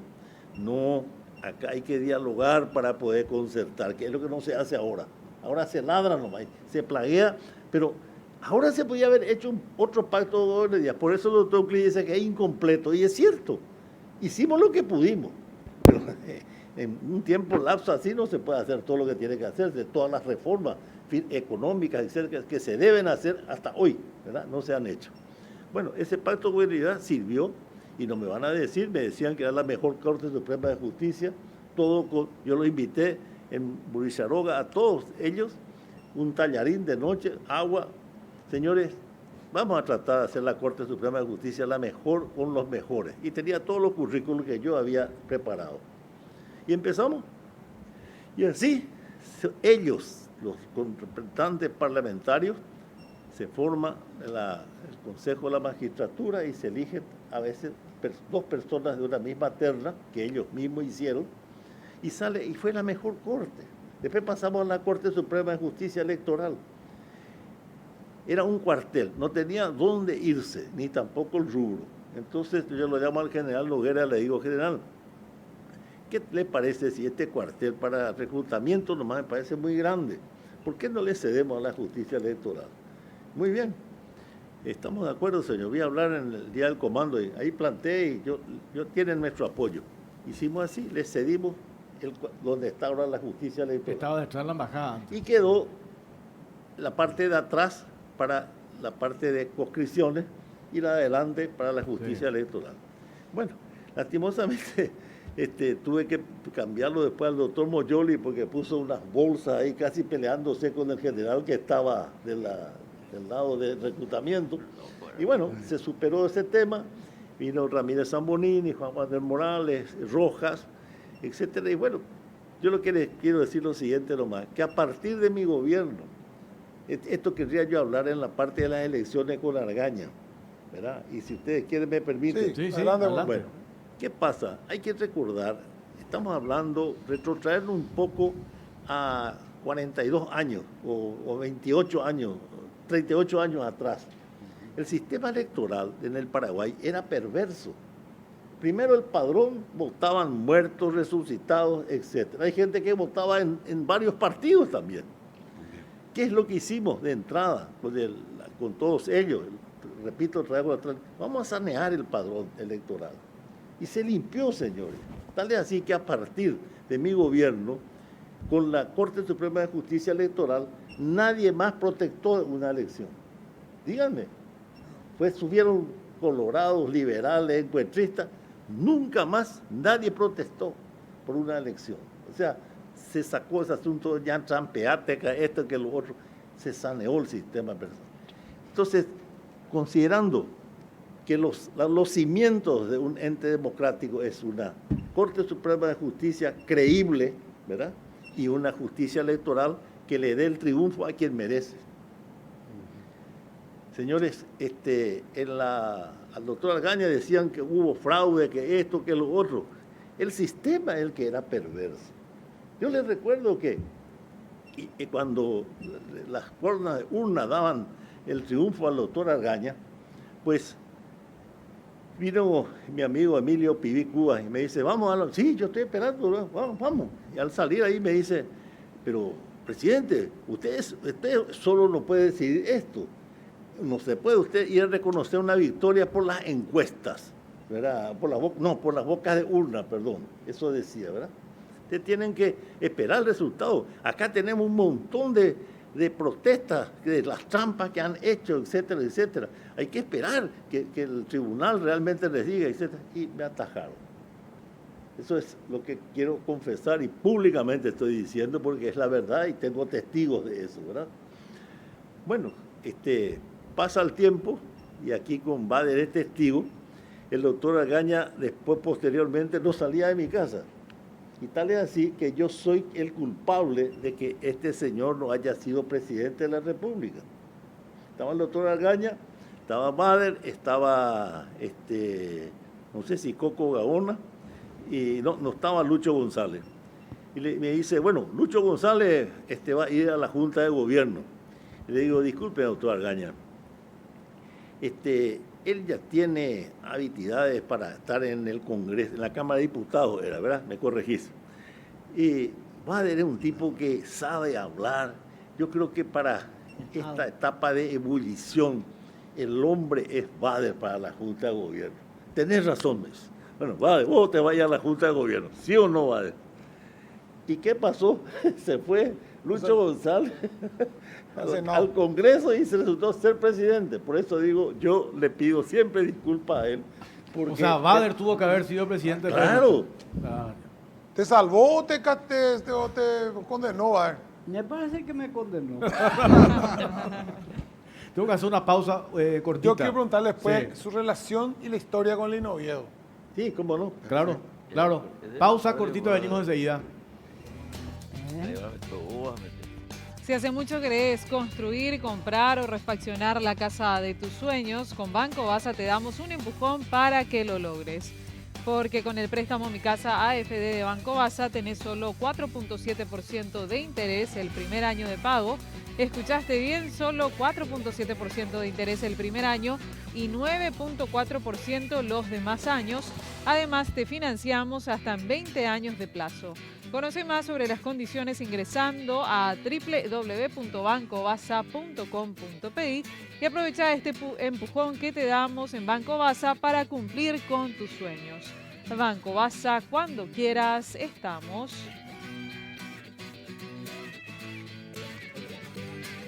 Navidad sin ti, calor. Este año es posible pasar una Navidad sin calor.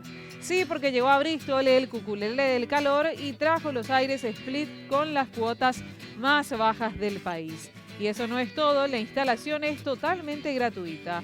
Además, todas tus compras participan de la promo 1.000 millones en premios. Contactanos ya, llamanos al 519-4000 o acércate a cualquiera de las sucursales de todo el país. Bristol, la mejor casa de electrodomésticos del país.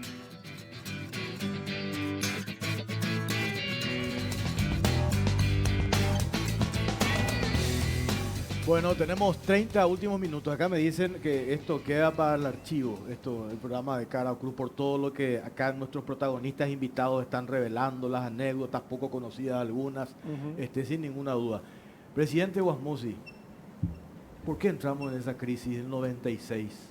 Cuando usted toma la decisión de pasarle retiro al entonces general Lino César Oviedo. Mire, mirando a las cámaras le digo, Lino Oviedo trabajó para mi candidatura, siendo su candidato el doctor Galeano Perrone, Horacio. Yo creo que todas estas cosas yo no sabía y el general Regis Romero fue el que me relató y sus palabras están acá escritas como relato de él, no como comentario mío, como fue para definir mi elección como candidato. De modo que yo reconozco eso, pero ¿qué pasa? Llegué a la conclusión de que el enemigo de Oviedo era Oviedo. Su temperamento le traicionaba. Hasta su propio hijo, que es una gran persona, decía, él planifica, pero no sabe llegar. ¿Verdad? Hay gente así, apurada. Y yo creo también que el doctor Argaña podía llegar a la presidencia si tuviera un poquito más de paciencia, porque él era el candidato para ser presidente de la República. Eso es cierto. Después hubo una maquinación entre el doctor Chávez y creo que mi amigo Teruco, y con los militares también, y dijeron, no señor, el general Rodríguez tiene que ser. Pero yo les cuento que en las primeras conversaciones, él era el candidato. En el 89, en el golpe. Sí. ¿Cómo? En el golpe. Para en el 89. golpe, para el golpe. 89. Estaban hablando entre todos, estaban todos de acuerdo que el doctor Argaña era el candidato civil, ¿verdad? Muy bien. El general Romero, a quien le debo, después de todo lo que me contó, la candidatura a la presidencia de la República al general Regis Romero. Muy bien. Él podía haber llegado a la presidencia tranquilamente a su tiempo. Le correspondía al doctor Seifert ser mi sucesor y después podía haber sido él, ¿verdad? Pero muy acelerado, su temperamento lo traicionaba. Muy bien, se ocupaba no de sus funciones específicas, sino también ingresaba a dar órdenes, por ejemplo, con dolor cuento esto, porque tuve que sacarlo a Kencho Rodríguez de la Ande, era pariente de Lino Oviedo, se fue y le dijo, ¿cuándo se va a inaugurar la luz en tal parte? Y el presidente ordenó que sea el 15, ponerle una fecha cualquiera, 15 de septiembre, ¿verdad? Entonces iba Oviedo un mes antes y decía, va a la misma está la mitad, luz mi general, el 15 de septiembre, si no el Lino Oviedo acaban a tener luz, ¿verdad? Y cosas como esta, ¿verdad? Que también yo toleraba, señores, confieso bien, por lo que él haya trabajado por mi candidatura. Muy bien. Posteriormente, existe un problema con la gente que exporta soja. El tema era llevar en camiones hasta Paranaguá. Viene la gente de Capeco, brasileros, paraguayos, todo lo que exportaban, y me dicen, no podemos cumplir nuestro contrato y perdemos. No hay lugar en la ruta a Paranaguá. Camiones brasileros, paraguayos. ¿Por qué no le pide al presidente de la República del Brasil que nos dé tantas horas solo para nosotros para poder llegar a Paranaguá con nuestra carga? Porque el barco espera, creo que 3 o 4 días nomás, ¿verdad? Sí. Si no tiene la carga, raja y encima les cobra una multa. Muy bien, hago eso. El presidente Fernando Henrique me concede de las 8 de la noche hasta las 5 de la mañana. Solo camiones paraguayos con la soja. No había 2 metros de diferencia entre paragolpe delantero y trasero de los camiones. O sea, era un tren. ¿Qué pasó? Se armaron la aduana al lado derecho de la ruta y a la izquierda. 2 aduanas eran. Por la cantidad de camiones. Se presillaban y después salían. Pero en vez de salir a las 8 de la noche, ya cruzaban a Foz de Iguazú a las 3 o 4 de la tarde. Y ensuciaban toda la avenida principal, etc. Ponían ¿cómo se dice? Una hamaca debajo de su carreta de soja tiraban tereré, etcétera, etcétera. Y bueno, el señor Lerner, que era gobernador y que hizo la capital de Curitiba, era un tipo muy pulcro y había sido que se le queja al presidente. Estos paraguayos me ensucian todo, ocupan todas las calles, qué sé yo. Llega el mes de mayo, Uberaba, y me llama el presidente del Brasil, me dice, ¿vas a ir a Uberaba? Sí, voy a ir. Y voy a salir campeón, presidente, porque llevar animales paraguayos allá para la exposición, y salí campeón, entre paréntesis. La exposición termina a las 2 de la tarde, y dice, ¿dónde vamos a almorzar? Y estaba el presidente de la BCZ y le dijo, mire, a Guasmosi le pidió un señor Jonas Barcelos, está preparando un almuerzo, tiene una casa, es decir, la cabaña de él, un espectáculo, tipo muy rico, y ahí se hace la reunión. Ese almuerzo terminó más o menos a las 2 de la mañana, pero cuando yo vi en la exposición que estaba el canciller Lampreia, estaba Malan, el presidente del Banco Central del Brasil, etcétera, y el ministro de Ganadería, etcétera, etcétera, yo mando el avión a buscarlo al canciller y a mi ministro de Hacienda, ¿verdad? Por las dudas. Venía pesada, mano. Eso es real. Bueno, lo cierto y lo concreto es que había un señor Eliezer Batista, el cerebro de atrás de todo gobierno, desde Collor de Mello, ahora murió, más de 90 años. Él, el que diga orden. Mire, para solucionar esto yo les propongo hacer un puente. Y yo les digo, señores, yo no tengo plata, no, ni Brasil ni Paraguay, va a ser por peaje. Bueno, y para evitar problemas va a ser multimodal, ferrocarril y para carga pesada. Le dije, bueno, yo no tengo tampoco ferrocarril, le dije, usted tiene ese catafalco aquí en la Plaza Uruguaya. A soja no tiene prisa para llegar al puerto. Un hombre que está apurado, ¿verdad? Porque, pero le digo yo, pero la vía de ustedes es americana, la nuestra es inglesa, 1.43. Vamos a una tercera vía, vamos con buen brasileño, con buen paraguayo. Y a soja, se mista todo, ya no tiene carimbo. Perdón, estoy haciendo en portugués nomás para entender cómo me explicaban ellos, ¿verdad? Muy bien. Entonces llegamos a un momento, le digo, bueno, hay que poner algo por escrito acá. Yo feliz de la vida, imagínense cuánto sería lo que podían haber ganado los ojeros para llevar por ferrocarril toda la soja. Y con este impasse que hubo por culpa del Congreso, que Oviedo fue el que en el cumpleaños de Diógenes Martínez se fue y les dijo, señores, yo no estoy ni en pro ni en contra, pero por abajo les dijo, voten en contra. ¿Por qué él no quería el puente? Porque él tenía una empresa con Ángel Aguat y otra persona también, se presentaban a la licitación que se componía de 3 sobres. Uno, el proyecto, otro, la carta financiera de qué banco le financiaba la obra, y la tercera, el plazo de explotación para recuperar el capital invertido. Coincide esto con el saneamiento financiero que yo hice de este país, que también fui muy criticado, y hoy le pregunto, ¿hay estabilidad bancaria? ¿Hay ley de Banco Central? ¿Hay ley de bancos? Está la ley de maquila. ¿Cuánto está ingresando de dólar al país mediante la maquila? Todo eso debo, señores, a uno de estos señores que me ayudaron a hacer el pacto de gobernabilidad, que eso, transformado en votos en el Congreso, dio aprobación a todas estas leyes. Era un libertinaje la parte financiera de este país. Yo me recuerdo que siendo ministro de Integración, yo vivía en el Banco Central, de modo que a menudo yo hablaba con ellos, hasta almorzaba con ellos, y yo veía todo el descalabro. Lo que no sabía es que yo iba a ser el presidente. Esas cosas, por eso digo... Y ahí usted chocó con Oviedo, o sea, Oviedo vino a plantearle... Un momentito. Entonces, ¿qué pasa? Se hace votar en contra en el Congreso. ¿Y cómo yo quedaba delante de Fernando Enrique Cardoso, de Lampreia, Malán y compañía, que ellos son los que me ofrecieron la salida, ¿verdad?, que beneficiaba al Paraguay? Imagínense el costo, bajaba, no sé, ponerle vos 50%, en vez de camiones ir por ferrocarril, a Cepetiva. Y ellos hicieron todo ese puerto.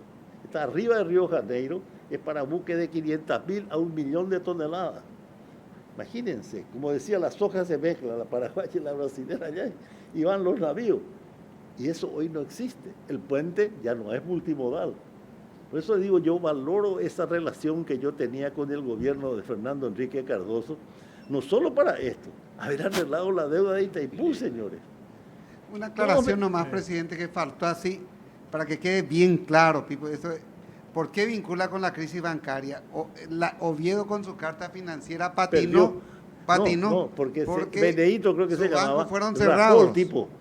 Entonces y se quedó sin el esa sobre volvió financiero, entonces no pudo participar. Y Claro. nunca se abrieron los sobres. Él después decía que esto se hizo para que gane Conepa. ¿Cómo se va a ganar Conepa si no se abrieron los sobres nunca? El puente. Cuando el Congreso dijo, señores, se anula esto. A partir de ahí, ¿qué decidiste, presidente? No, y ahí lo eché. Lo demás al Congreso, y me dijo, no, hoy en el Palacio yo tengo la licencia, era el día del licenciamiento de algunos conscritos, era el día de la caballería, algo así. Entonces vamos a hacer a mediodía en el comando en jefe. ¿Verdad?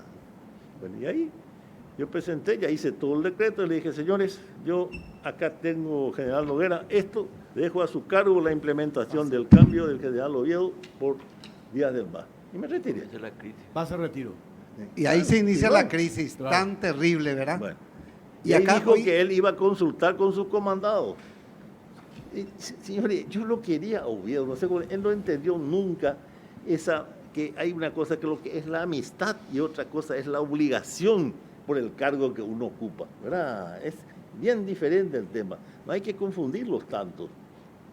Como frente al gobierno brasilero que me ofreció todo como para dar solución a la salida de la soja, resulta que por un caprichito, o por creer que va a ganar fulano o lo que sea, se va a anular un proyecto de esto. El actual no es ferroviario, señores. No es ferroviario. Y ahí comienza toda Acá la hay un crisis. canciller y me da la razón. Ahí le Euclides, pregunto, a ellos dos hay que preguntarle Sí, ahora. Euclides, ¿cómo se dio esta crisis? El canciller justamente trajo un documento que vamos a incorporar, estuvimos mirando ya con el Sí, presidente. eso también es digno de en la hacer segunda notar. edición, porque tiene que Esto- ver con la crisis de abril de 1996, ¿Qué es eso, Roberto? que es su renuncia Ah. como embajador. Ante esa crisis, él mismo nos va a explicar y nos va a explicar cómo él acompañó el proceso. Es un gesto que yo valoro demasiado en el doctor Euclides Acevedo, porque ahí se creía que otra vez el proceso democrático, lo que me dijo, todo el mundo decía también que yo me asilé en la embajada americana. No, esto también es historia, señores, viene el escribano Casabianca y le llama al ingeniero Jiménez Gaona, que en ese entonces era cuñado de él, y le dice, venía a casa, les listo. Mira, Oviedo dice esto, pero esto no es conmigo, le dice el pobre primo mío. Andamos a Murizaroga a hablar con él. Y viene y me dice a mí de que Oviedo quiere mi renuncia y él va a jurar como presidente a las 8 de la mañana. Y le dije, pero decime una cosa, el vicepresidente si yo renuncio es Ceifa, no sos vos. Pues yo soy presidente del Congreso. Dice que a Ceifa lo va a arreglar en 5 minutos.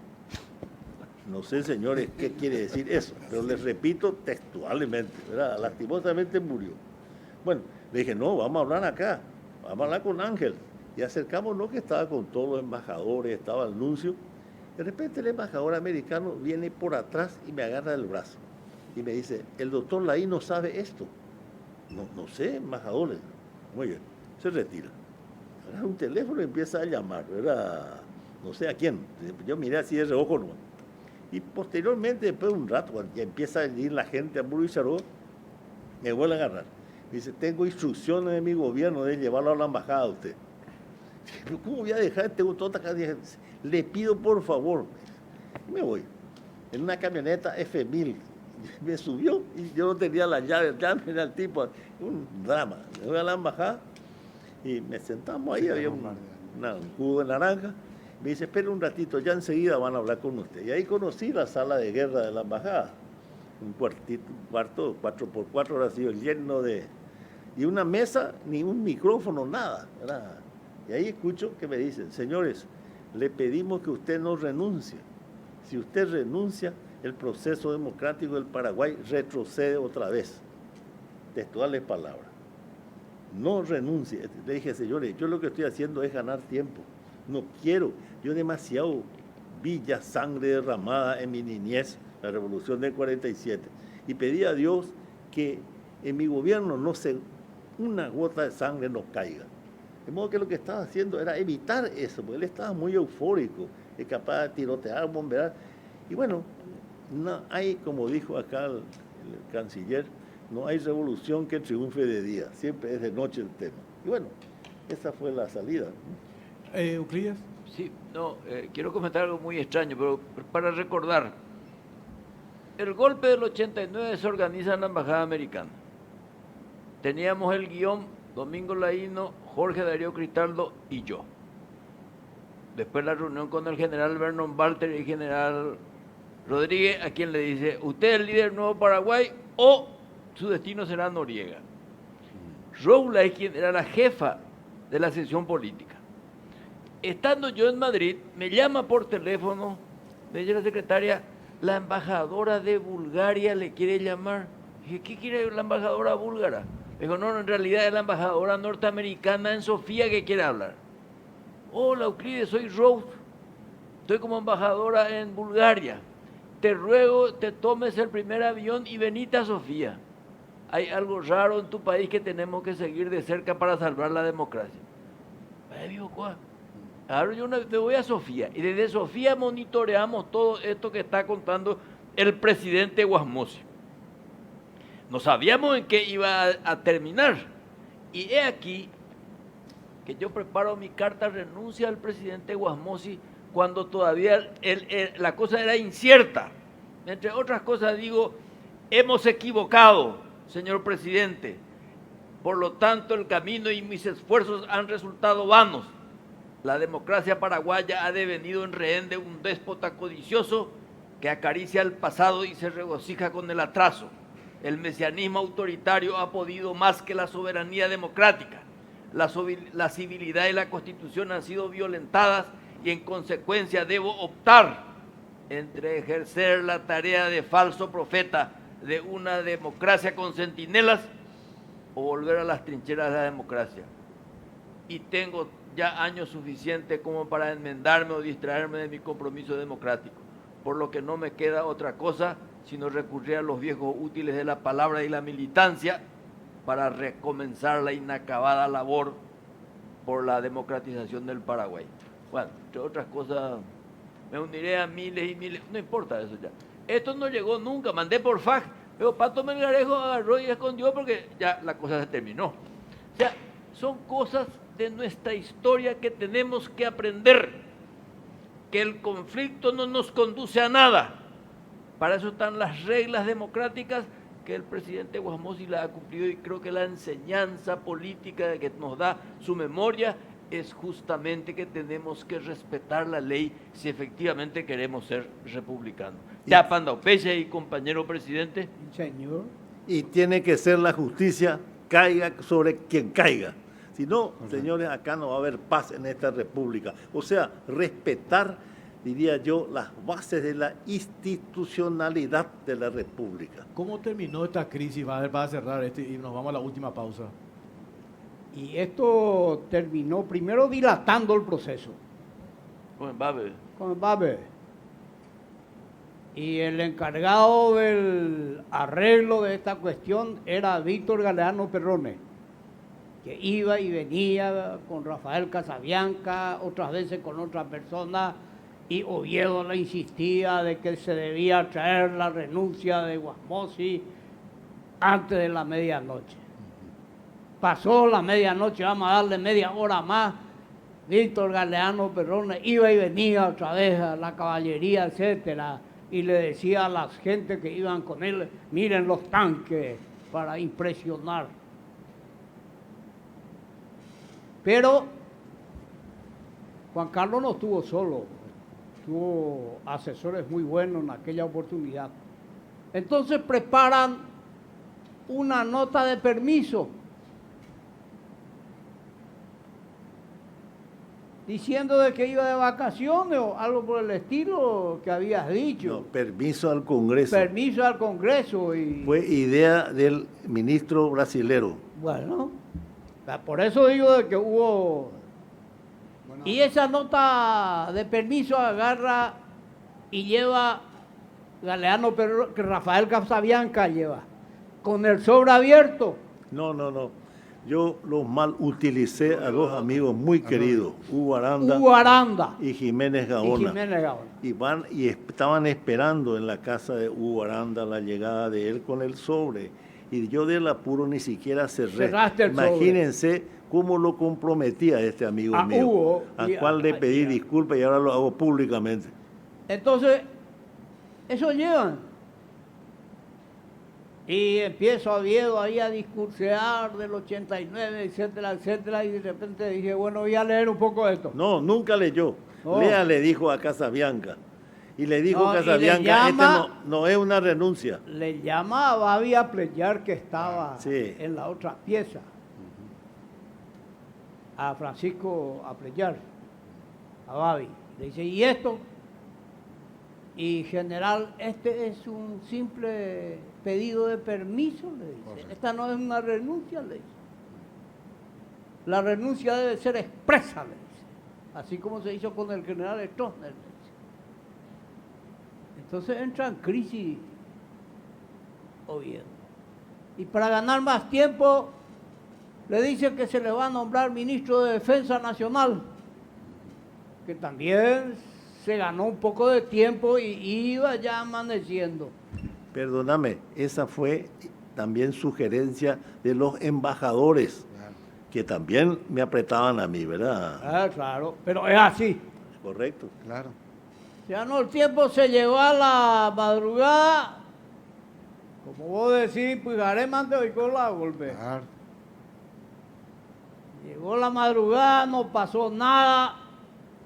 Entonces viene la exigencia de él de que va a aceptar el cargo de ministro de Defensa, pero que se debe hacer en un mismo acto, etcétera, etcétera. Otra historia.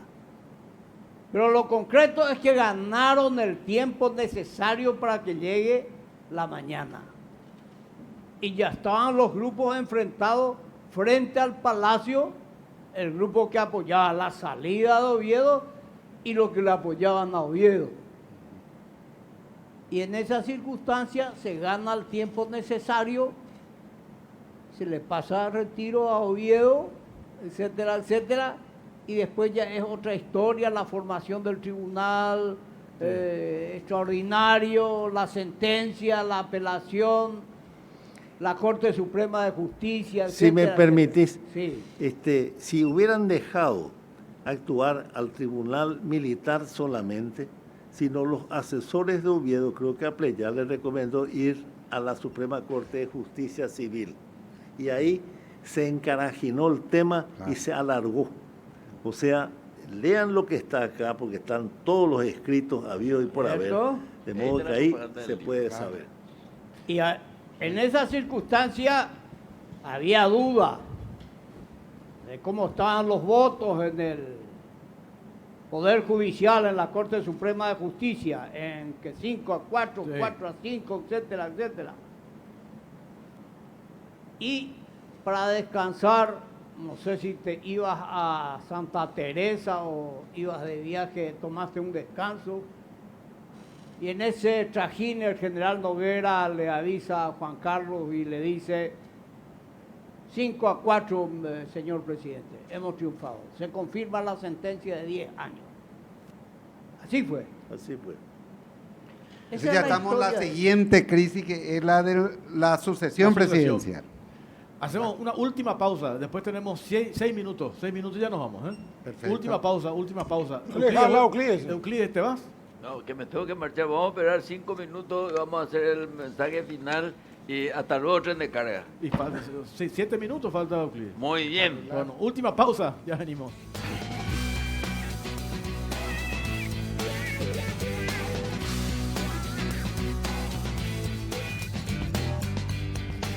Bueno, último bloque, 5 minutos tenemos, Roberto. Hacemos un redondeo de cada uno Fabuloso. y cerramos. Empezamos con Euclides, ¿verdad? Euclides, Sí, podemos me- ya ir cerrando. Cerramos, Voy cerrando. Y quiero cerrar de esta manera, usando la propia frase del presidente Guasmosi, este piloto de tormentas que nos obsequia este archivo y por otra parte puede ser hasta, si se quiere, una brújula para nuestro país que está con una inquietante incertidumbre. Pero yo creo, después de la experiencia que tuvimos con Bader en la Embajada del Brasil, cuando negociaba personalmente con Fernando Enrique Cardoso el asilo del presidente Cubas,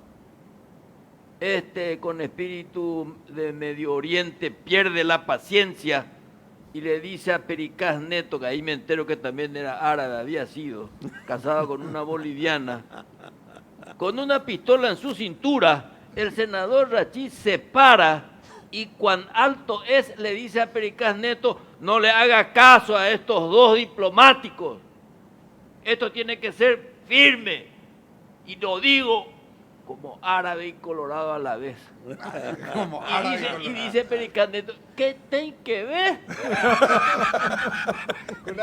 Con la pistola en la mano. Entonces, Bader, en homenaje al presidente Wasmosy, que es un hombre que actuó de acuerdo a la ley, te pido que sigas apelando a tus hábitos de siempre, del abrazo republicano, pero que ese abrazo republicano ya no sea con los colorados, porque en este momento la línea divisoria no pasa entre colorados y liberales, demócratas cristianos, febreristas de Frente Guazú, pasa entre los que aman la nación y la antinación, ¿cierto? entre los que quieren la libertad y entre quienes la sofocan. Por eso te pido que el abrazo sea entre todos los paraguayos. Ninguna querella podrá dividirnos, ninguna intriga podrá debilitarnos. Acá solamente no tienen cabida los adoradores del dinero, los industriales del odio, los profetas del cohecho. Y aquí cabemos todos los paraguayos que queremos nuestra segunda y definitiva independencia. Compañero, abrazo, pero paraguayo, en homenaje al presidente Wasmosy. Sí, señor. Agradezco demasiado, han sido muy generosos conmigo. Abrazo, les agradezco de corazón. Y para nada más que terminar con la idea del doctor Euclides, el único camino, señores, es el diálogo. El diálogo, dialogar, no se canse de dialogar para poder concertar. Y qué mejor que ahora que tenemos un problema que se llama Itaipú Anexo C, dialoguemos, señores, cada uno que escuche los argumentos del otro y definamos una cosa, pongámonos de acuerdo, primero el país y después lo que pueda favorecernos como política partidaria aparte.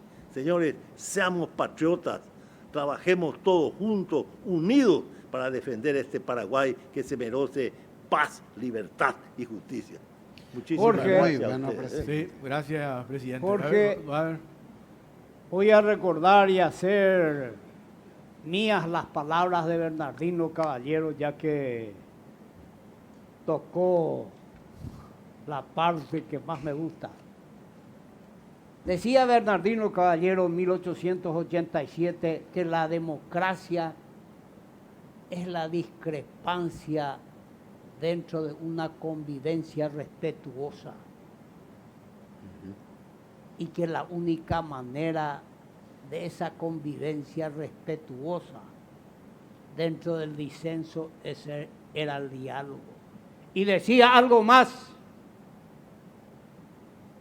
primero la patria, segundo la patria, tercero la patria y por último las cuestiones personales y pasajeras, que muy bien lo dijiste. Acepto el desafío Muy buena. porque es el único camino para que este país salga adelante. Topala ñorairoña andapuitepe, topala puaró, y Catujaguay Sayaicoño en paz y en tranquilidad. Muchas gracias, Jorge. Brillante. Muchísimas gracias. Muchas gracias. Gracias, presidente. Reiterando mis agradecimientos a los tres y a este canal, esta Roberto generosa extensión de Por lo plazo que dijeron. para hablar. Espero poder seguir contribuyendo en aras de la historia de nuestro país, lo poco que conozco, para plasmar otra vez en libros así, con la ayuda de periodistas de fuste como Roberto Paredes Sí, y señor. ustedes. ¿sí? Qué mejor gracias. manera de cerrar este ciclo 2021 de Cara Cruz. Nosotros hacemos una pausa, vamos a retomar el siguiente año. Qué mejor manera de cerrar con este programón que tuvimos hoy, con este testimonio, como nos decían acá por mensaje de texto. Histórico, ¿verdad? Esto queda en el archivo. Muchísimas gracias a ustedes, ¿eh? Muchas gracias. Nos vamos, Pipo. Nos vamos hasta el año que viene, Hasta el año Jorge. que viene. Gracias a la COS por haberme acompañado también, Tiendas Trovari, y gracias Claudia, Jorge y a todo el canal por el... Creo que hicimos un buen trabajo este año, JT. Sí, nos vamos, Claudia. Muchísimas gracias a Mati López que me acompañó en este ciclo y nos volvemos a encontrar el año que viene en este espacio Cara Cruz. Gracias por acompañarnos. Buenas noches.